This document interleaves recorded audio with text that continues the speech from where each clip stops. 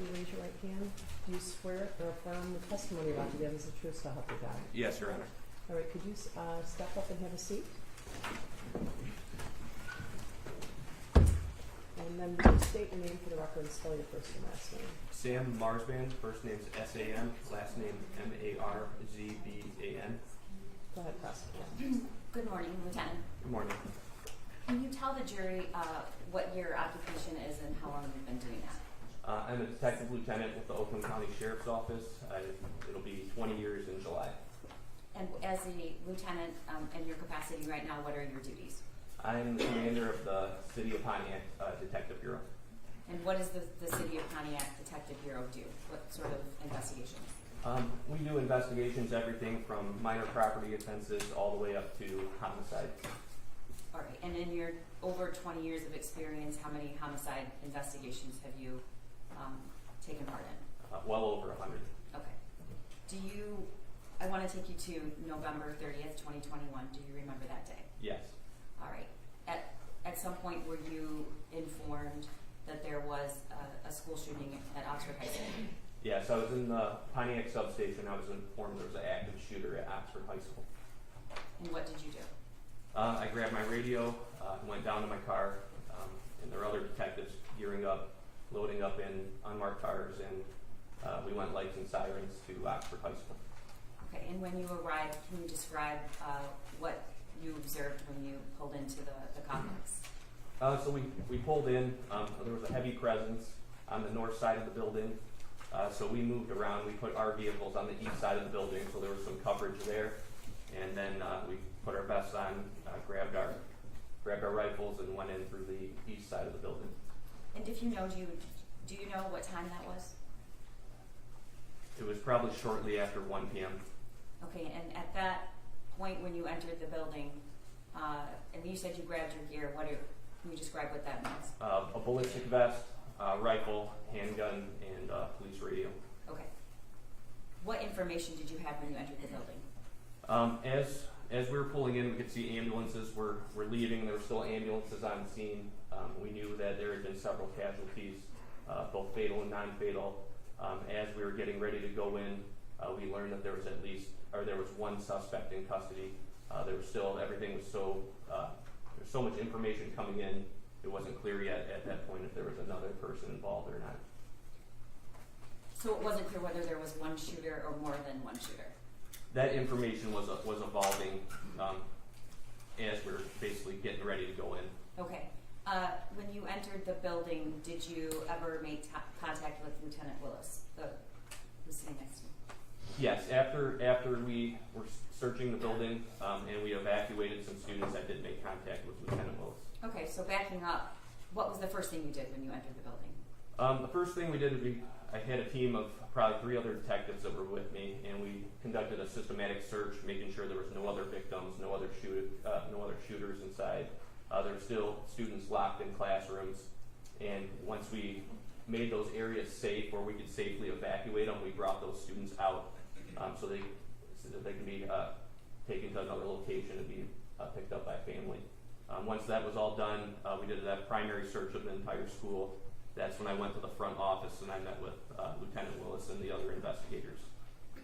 Can you describe to the jury what that experience of coming across a classroom where there are kids in it, how did you evacuate that classroom safely, and what were the difficulties in getting into the door? Well, the doors had been locked and barricaded, so we had to identify ourselves. I was not one of the people communicating. I was more in a supervisory role, trying to coordinate with the radio and other teams that were searching the schools, but we wanted to make sure that there was a safe path, that we weren't going to bring them out into harm's way, so we made sure that whatever route out of the building that they had, there was police presence there. Were there any other concerns evacuating kids other than their safety going through the hallways? Were you concerned about anything else? Yes, we obviously we didn't want them to be exposed to areas of the school that were a crime scene. The area that I had searched initially upon entry, there was no victims in the hallways. Okay. What is it you do if you're trying to evacuate a classroom in a hallway where there are victims there. How did you shield those kids from that? Basically, you would set up a screen. It would be like a screen of law enforcement personnel shielding their view from seeing what occurred. Okay. About how long did it take you to direct these primary and secondary searches? I was only involved in the primary search. I would say it was probably about an hour. Okay. And you said at some point you went and met up with Lieutenant Willis or the command? Yes, I met with Lieutenant Willis and other investigators from the Special Investigations Unit. And I think sometimes we get lost about, we assume people know things. Talk to me about the ranking system at the sheriff's office. Lieutenant's a pretty high rank, is that right? Yes, it'd be a command officer. Right, and then, so who's above a lieutenant? A captain. Okay, and did you have any captains in the building that day? I believe Captain Hill was there. Okay. I could hear his voice on the radio. All right. Other than that, were there other lieutenants? Lieutenant Willis, I think there've been some promotions since. I can't recall anyone. Okay. Anyone else? So, what did you do when you were done with that? What was your responsibility?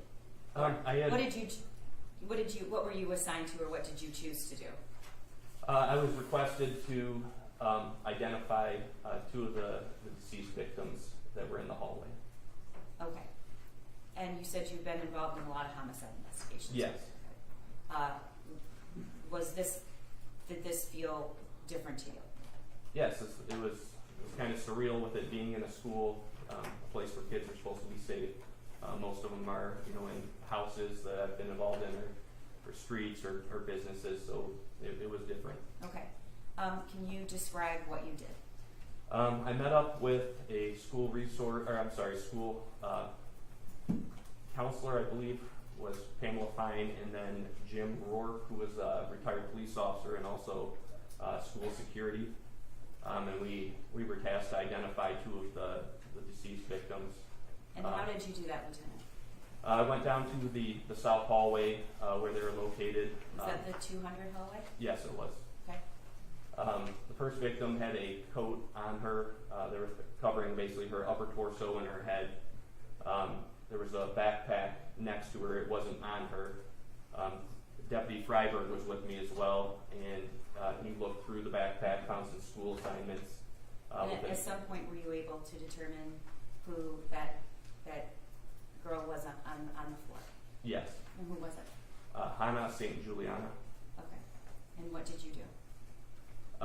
We looked at the mobile phone that Jim O'Rourke had, and were able to identify her based on her school picture. Okay. And what was the purpose of doing this? So we could notify next of kin. Okay. And what did you do next? I went further east down that hallway. There was another female victim lying on the ground, again with a coat over her head, and she was wearing a backpack. She was still wearing it? She was still wearing a backpack. Do you know could you see where her injury was? She had a gunshot wound to the head. And what did you do? I went into that backpack. I found a wallet.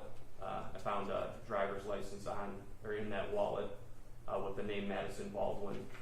I looked at the picture. I moved the coat off her head. She had blood and hair covering her face, so I ended up moving her hair out of her face to identify her from her driver's license. Okay. Was anyone with you at the time? Deputy Freiberg was with me. I believe Pam Fine was with me, and Jim Rourke, and there was other law enforcement personnel in the hallway. Okay, thank you. What did you do next? I went back to the front office after we identified the two, and then I was requested to prepare a search warrant for the shooter's residence. Okay.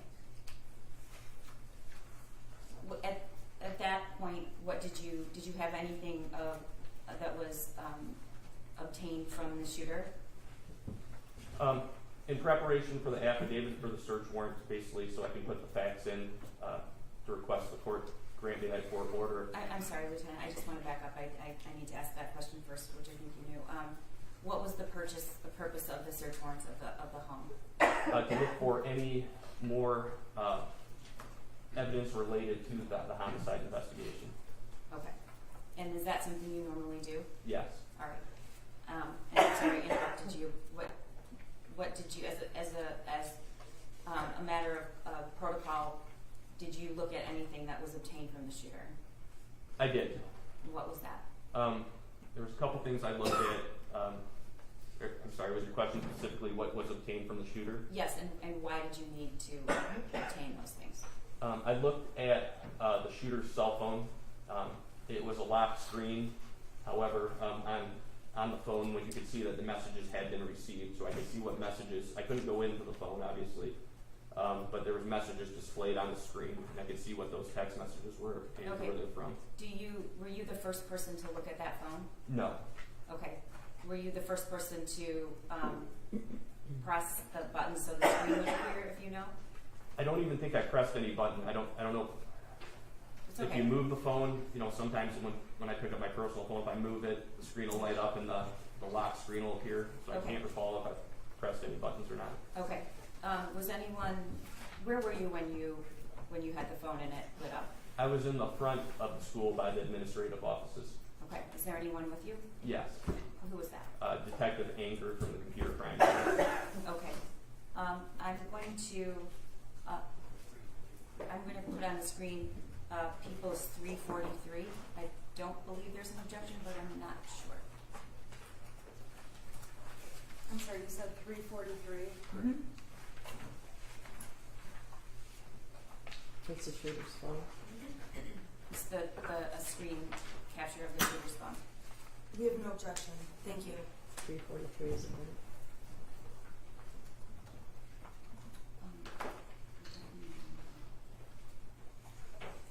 All right, Lieutenant, is that your hand? Yes. Okay. And what are we looking at? This was the cell phone that was recovered from the shooter. Okay. And we're going to try to magnify for a minute. The first message there, can you read what it says and who it's from? The message is from Mom. It was sent 1 hour prior. It says, Ethan, don't do it.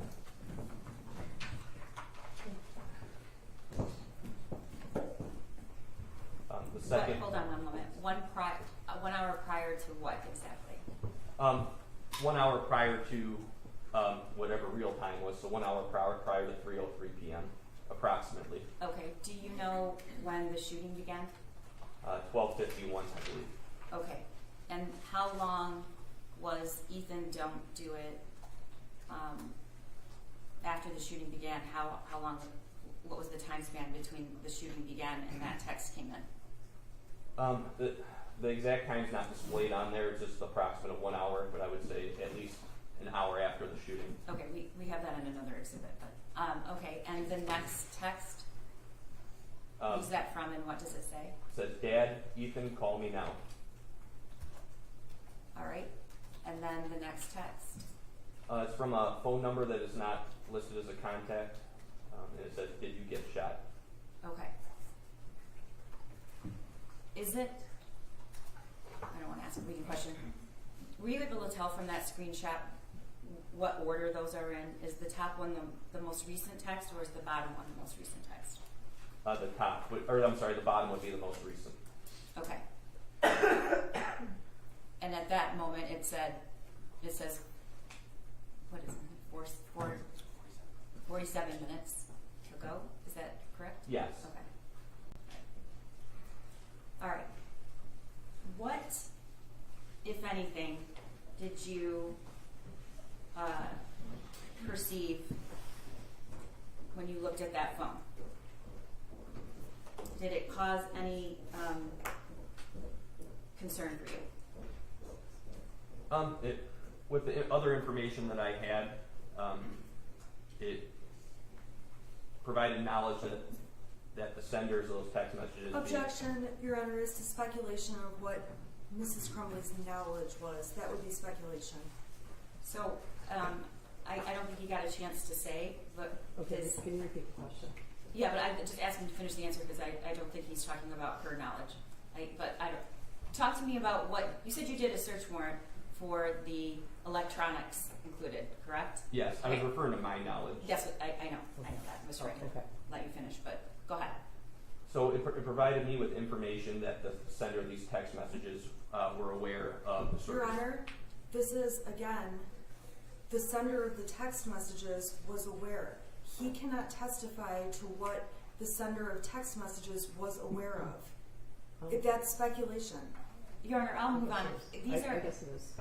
This is information that he is receiving in real time to perform his duties of an investigation. He doesn't.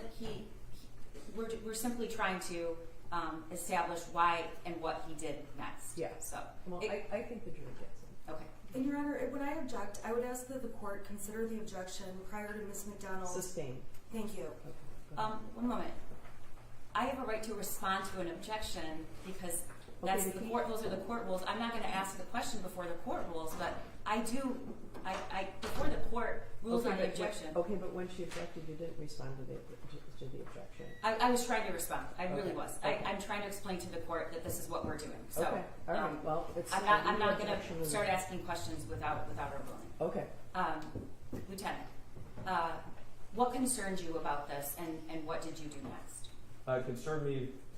There was relevant information on electronic devices related to the shooting that had occurred.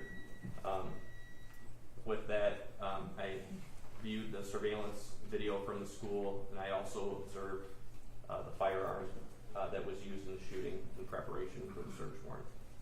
So it helped me basically collect information that what we might be looking for in the home that we were seeking the search warrant for. Okay. And do you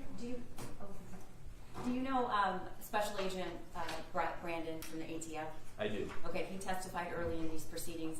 Was he present with you at the school and assist in any way? I do remember seeing him in the school. Okay. What did you do? Well, can you tell the jury what you requested in your affidavit for a search warrant and why?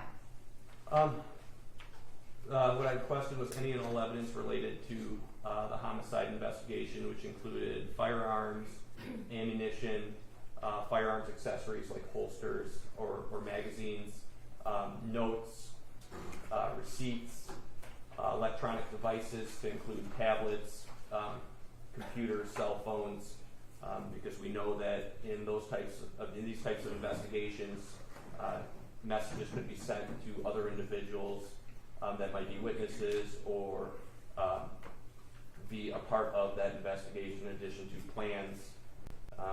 So I guess that's just it. At that point, were you informed or did you observe anything in the shooter's backpack that was found in one of the bathrooms?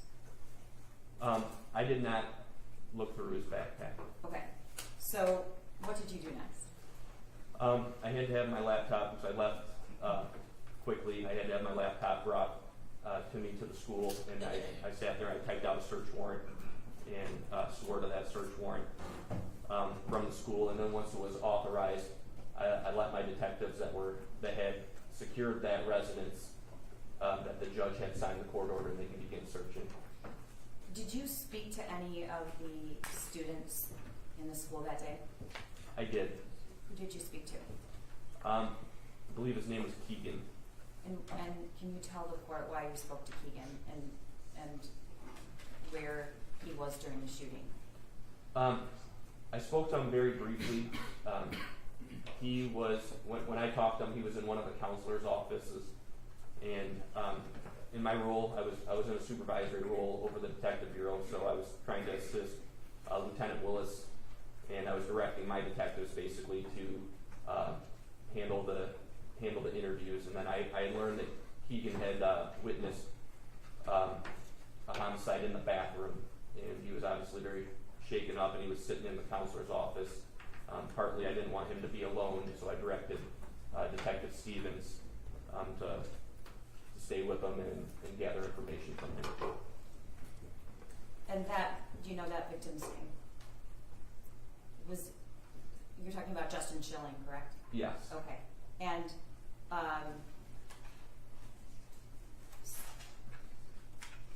did you speak to Keegan because he had information that you needed about the shooter? Yes, he did have information about the shooter as well. Okay. Was that bathroom the site of the last student that was murdered? Yes. Okay. Did you direct or ask anybody to go to the house after you wrote the search warrant or while you were writing it? While I was writing it, I asked them to go to the house. Do you remember who you asked? At that or time, I guess you ordered. there were several different detectives there at that time. Lieutenant Hicks was before he was promoted, he was Sergeant Hicks, so he was my partner in the detective bureau. So I told him we need to get a team to go secure that house. I believe it was him, Detective Stoyak, and Detective Steele. And what can you tell the jury what that means to secure the house? Basically, it's a protected suite, so your purpose isn't to search for evidence yet while you're waiting for that search warrant to be signed, but you want to make sure there is no one in that structure destroying any evidence before you can get that search warrant, because obviously it does take time to draft the document and get the judge to authorize it. So it was basically preventative from allowing stuff to be destroyed or taken out of the house. Prior to drafting the search warrant, did you watch any surveillance video? I did. Can you tell the jury what you viewed? I watched the surveillance video of that south hallway. I believe the 200 hallway shows the shooter going into the bathroom, coming out moments later, and then immediately the shooter began firing on students as he walked east down that hallway. Were you able to determine what weapon was used? Yes. How did you determine that? The weapon, by the time I saw that weapon, it was already brought to the front of the school. Crime lab specialist Rachel Grace had it in her possession. It was collected in an evidence box, and it was a SIG 9mm handgun. Okay. How long did it take for the search warrants to be signed and authorized by a judge? Probably it was under an hour, I would say. Okay. And what did you do once you obtained the search warrant? I called. I can't remember which detective I called, but one of the detectives on the scene. I told them that it had been authorized. When you say on scene, you mean? I'm sorry, on the scene at the house. All right. And when you say the house, you're talking about 112 East Street in Oxford, correct? Correct. Okay. And just for the record, did you determine who lived there? I did. And who lived there? The shooter lived there. James and Jennifer Crumley lived there as well.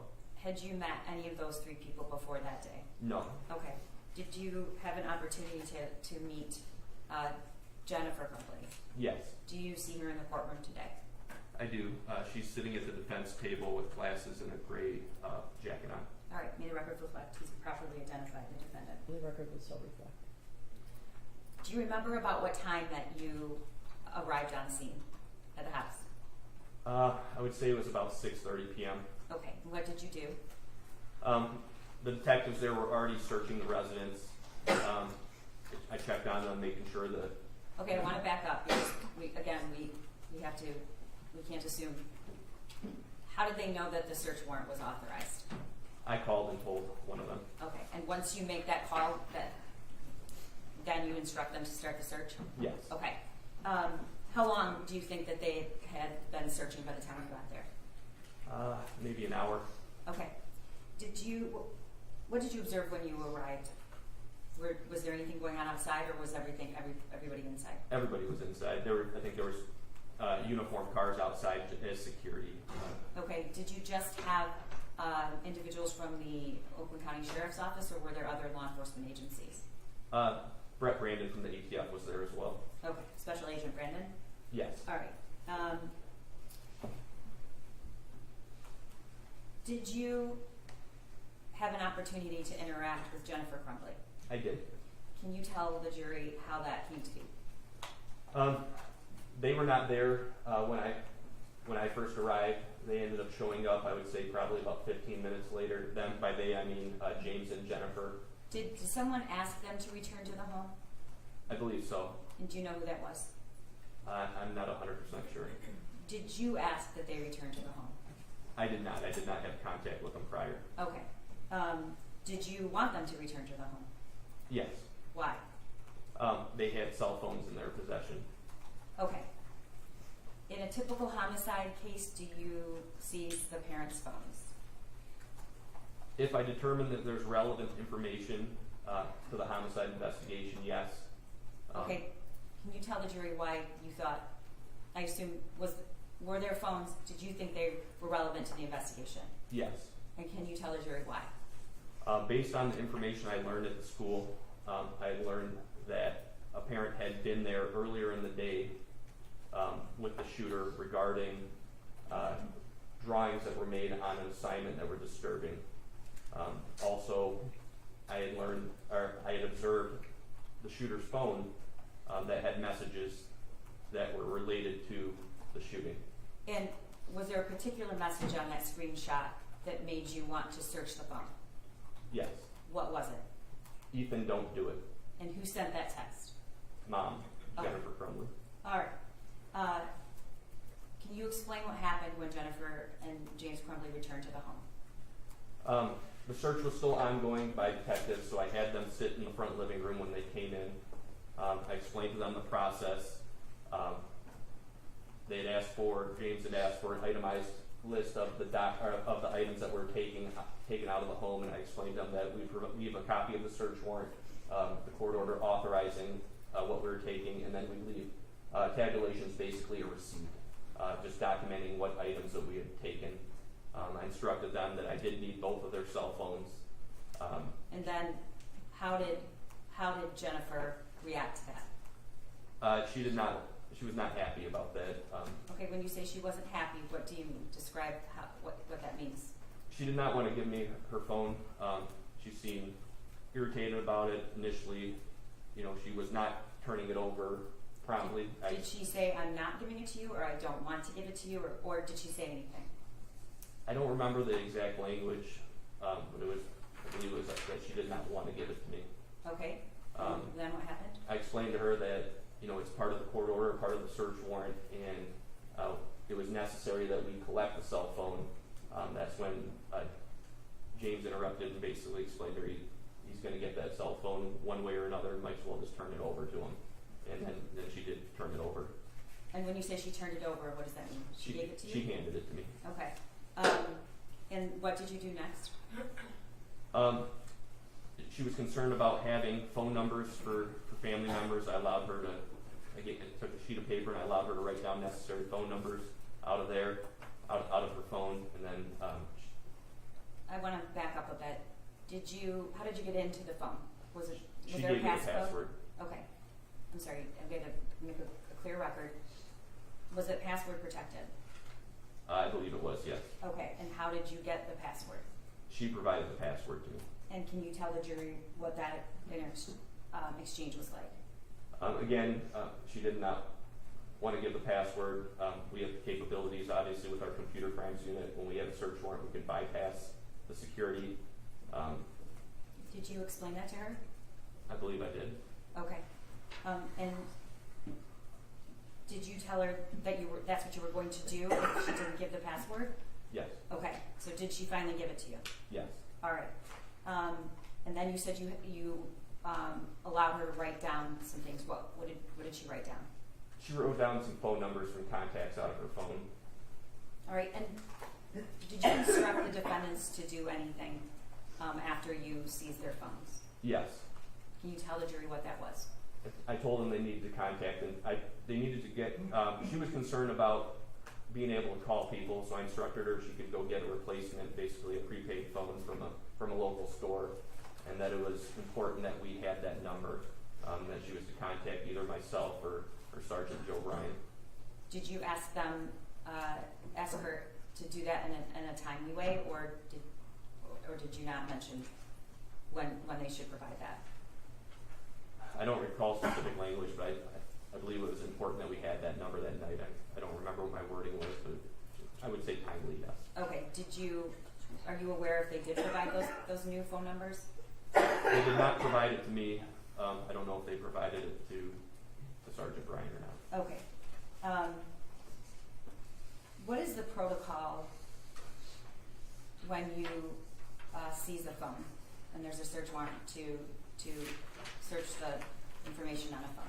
First thing I do is I put it into airplane mode. That way it cannot be remotely wiped. So once we put it in airplane mode, it's basically, again, a preservation to prevent the destruction of information on that phone. Okay. The exchange about the seizing of the phones, what did you say in response to that resistance, if anything? I believe I just explained it wasn't an option not to take the phone. It was a court order. And I'm trying to be professional about it and say we're going to take the phone, and I didn't want her to try and resist us taking the phone. Was there any discussion about the students who were injured or killed in that school by the defendant? Not by the defendant, no. Did you say anything about that? Yes. What did you say? I could tell she was kind of frustrated about the situation, the phone, things like that, and I explained to her. Your objection to hearsay as to what this officer said. His statements are what is your objection? About what she said to my your client, objection- what you said to your client?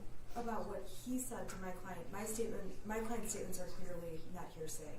I'm objecting to what he said to my client as hearsay. He's the declarant. It's not an out of court statement. He's the actual person testifying. And additionally, this is giving context to the exchange at the house with the defendant. Your Honor, there is no I said it exception to hearsay, so even though he's the declarant, there's no I said it exception where he can still testify to hearsay. That's true. Your Honor, I believe that his statements about what he did during the investigation, which I've elicited several times while he's been on the stand, are relevant to show what he did and why he did it. Just because there have been things that I have not objected to doesn't mean that I couldn't have objected to. But I'm objecting at this point. It's not legally correct. Okay, so I guess one question is whether they're being offered for the truth of the matter asserted. If they are, can I respond to that? Yeah, well, let me back up a little bit. Mrs. Crumley did not ask you a question about that, about No. what happened, if there are fatalities at the school. Correct. Okay. Okay, go ahead. His statement to Mrs. Crumbly about what happened at the school is not being offered to prove what happened at the school. We've proven that 100 different ways, unfortunately. It's being offered to show what he did and the response of the defendant. Yeah, I'm going to allow it. It's not being offered for the truth of the matter asserted, right? Thank you. Okay. What did you say to the defendant? I told her that there were several dead kids and kids that were shot in the school, and this was significant incidents, and it was already on the national news, and even the president had addressed it. How did you know that? From seeing the news cameras outside and speaking to other people Okay. on scene. All right. Was Jennifer Crumbly crying? No. Was Jennifer Crumbly, what were her mannerisms or gestures at that point? She seemed irritated and frustrated. I remember taking notes down, and she made a statement to me saying that lives were lost today, and he's going to have to suffer. And I found that odd, the way she said it. Why?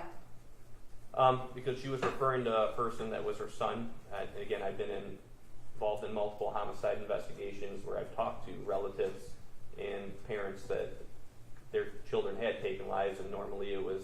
Your Honor, I'm objecting to the relevance of what other people have said. Obviously, her statement is allowed.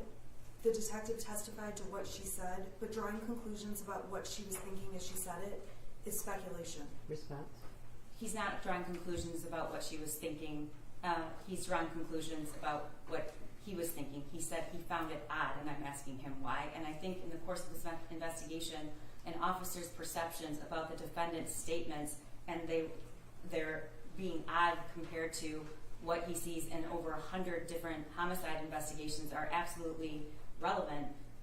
In addition, we are proving, our burden, as the court instructed the jury, is to prove gross negligence and what a person using ordinary care would have to do to prevent injury or death to somebody else. And her statements and how they compare to any person, reasonable, ordinary person, are definitely relevant. Your Honor, I'm sorry, I have to continue, I have to argue based on this argument. This detective, who is very experienced, has never investigated a mass shooting at a school. So he does not have awareness of how parents of mass shooters typically respond, because this is a first. I don't think he said that. I think he has interviewed or had contact with parents whose children have killed people before. So to the extent that you're speculating about, you hadn't met her before this, right? Correct, Judge. So, okay, so you can't speculate about what she's thinking, how she's feeling, how she would normally respond. Okay, there's some people that, when someone falls, they laugh, which might seem inappropriate, but that's how that person is, right? But you can testify about your experience, why you thought it was odd based on your experience in interacting with other parents who had children who had killed people. Okay. Does that make sense? Yes, Judge. Okay. All right. Can you continue with why you felt it was odd? Can you tell the jury? Yes, the language of suffer struck me as odd. Most of my experience as well, even... I want to stop you. What do you mean suffer? Explain to me what you mean the language of suffer. said he's going to have to suffer. Okay, I'm sorry. Go ahead. Most of my experience as well, there's going to be consequences, or we understand the severity of the situation. That the choice of words "suffer" was odd to me. Okay, all right. Nothing further. Thank you.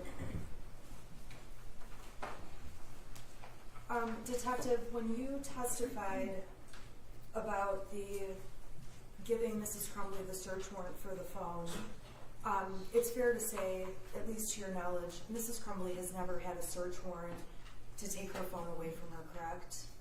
I don't have any knowledge of that.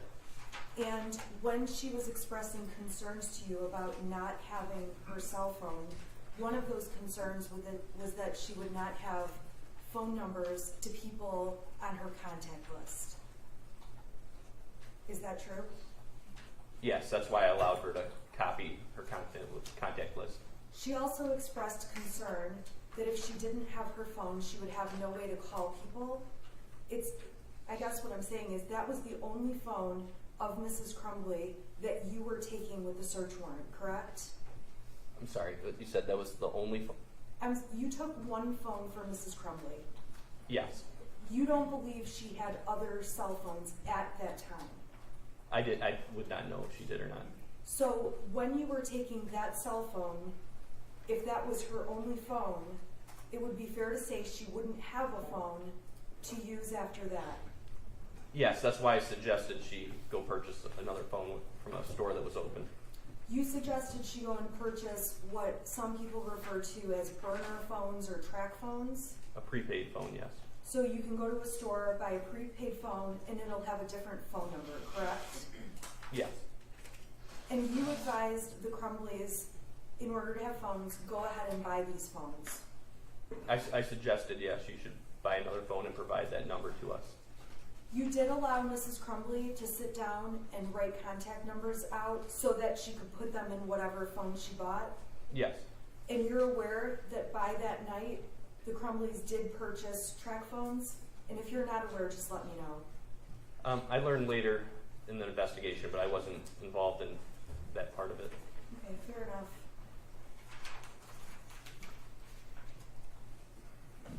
Again, very quickly, you had never met with or had any dealings with Mrs. Crumbly? That's correct. You have never seen her react to anything in life, a pet dying, a person dying, bad news about a job, anything like that? My only encounter with her was at that house. Thank you. I have no further questions. Nothing further. Okay, this for this be excused. You can step down.